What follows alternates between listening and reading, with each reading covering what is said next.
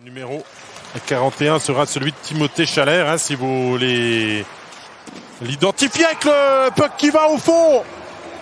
La réussite de Gaëtan Jobin qui trouve un trou de souris.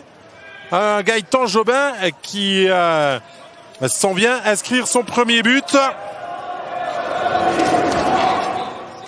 Premier but en National League pour lui.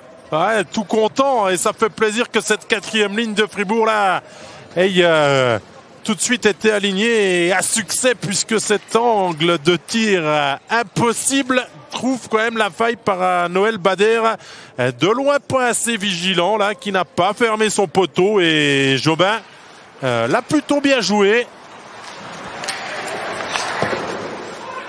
Et le voici qui débloque son compteur, et juste derrière Eren avec de la vitesse, revient par le milieu de la glace et ça fait 2-0.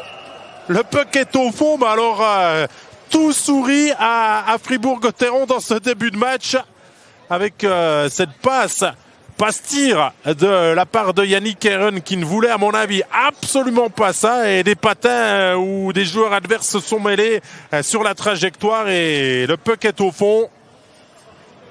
Ouais, c'est bien ça, c'est le patin d'un joueur de Rapperswil, Nando Egenberger, qui se crée un autogol complètement improbable depuis loin. Et Bader ne peut rien faire. But qui sera validé à Yannick Eren, sans que les arbitres ne lèvent le bras. Motet. Motero, le slalom trouvé par Motet en deux joueurs. Ça arrive, Gunderson, et 3-0. C'est facile dans ces conditions. Avant, Ryan Gunderson n'avait pas ajusté le but. Il avait trouvé le gardien sur la trajectoire. Et là, Gunderson, et la deuxième tentative est la bonne. Et il marque son deuxième point de la soirée déjà, le défenseur américain. Et 3-0 pour Fribourg-Gotteron. Mais quel match de la part des Dragons. Superbe travail de la part de David Desharnais. On a vu que Chervenka et Motet étaient en train de se chercher.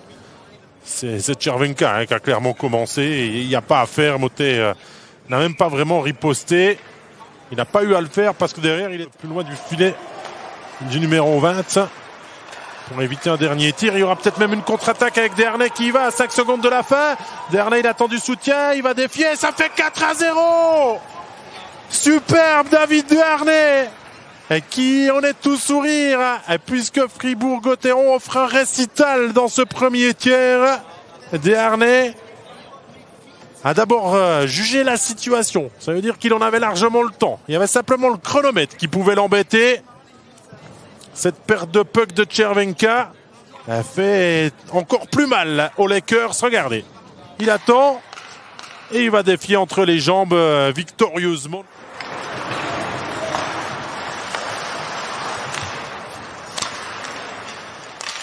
Là, c'est bien fait. Et Di Domenico sur une passe de Desharnais. 5-0 pour Fribourg-Gotteron, qui ne s'arrête pas en si bon chemin. C'est facile. Le jeu de puissance de Rapperswil est un des moins bons du championnat. Celui de Fribourg, c'est la référence. Et à 4 contre 3, ça fonctionne aussi. Gunderson, Desharnais. La triangulation est parfaite. Et la finition l'est tout autant. Troisième point pour Desharnais, troisième point. Et Bikoff avec un peu d'espace. Le soutien derrière lui de Gunderson. On arrive avec Kylian Motet. C'est 6-0. Et bien voilà, il suffisait de demander que Kylian Motet aussi inscrive son nom sur la feuille de statistiques. Festival offensif de la part de Fribourg-Gotteron ce soir en terre saint-galloise. Assiste Bikoff. Et ça doit être Yecker qui était à la première passe juste après la mi-match. C'est 6-0 et juste après la mi-match, il n'y a plus de match en fait. Attention là, par contre il y a un changement de ligne hésitant. Le lancer, la mitaine de Berra, la jambière de Berra et le but de Vukovic. Il y a à mon avis une déviation.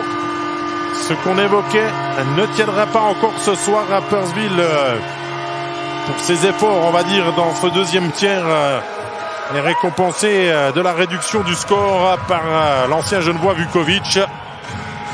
Il y a tout eu dans cette action. L'arrêt du gant qui n'arrive pas à bloquer. La jambière qui a été très rapide. La hop sur un tir un petit peu trop mou de Egli et le tir de Vukovic qui n'est pas dévié sur cette image que l'on revoit, qui va trouver la lucarne du dernier rempart des Dragons.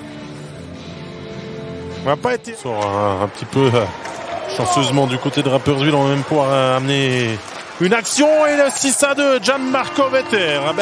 Le festival de tir continue, mais tend gentiment à se rééquilibrer quelque peu dans la logique de la soirée. Vetter qui va marquer son 3e but de la saison. C'est inscrit en bas, son 6e point. Bon travail de Loosely. Et la passe évite Forer. Et ensuite le filet est désert. 39-50. Deuxième pénalité mineure du défenseur numéro 17. Eren Valzer. Et 7-2. Rochaud n'a pas bronché. Et ce tir sur le côté droit du gardien qui avait laissé un trou énorme profite à Samuel Valzer.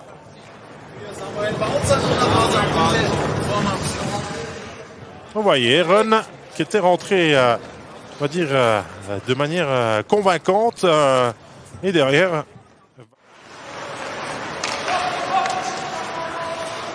Vetter, auteur du dernier but de son équipe.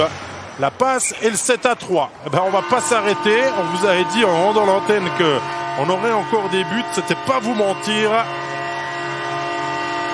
Puisqu'on continue.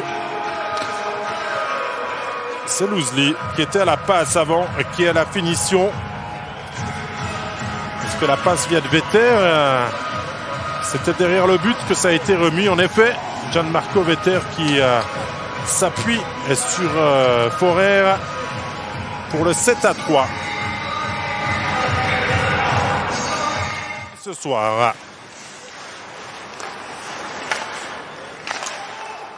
Et le 8e finit par arriver et Bougro le marque d'une déviation sur un tir de la bleue sur un puck qui n'est juste pas ressorti. Jordan Bougro aussi pour son premier.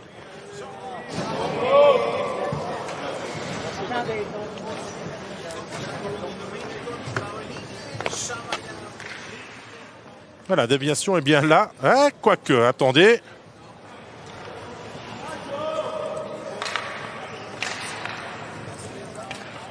Alors, le but est donné à Jordan Bougro. 3,09 pour Luca Gauch. 6,41 pour Gaëtan Jobin. Et 8,06 pour Jordan Bougro.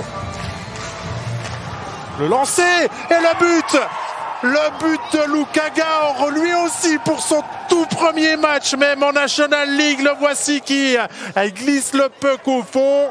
C'est la soirée des premières du côté de Rapperswil. Motek qui va chercher le puck. Ça, c'est magique, ces belles images.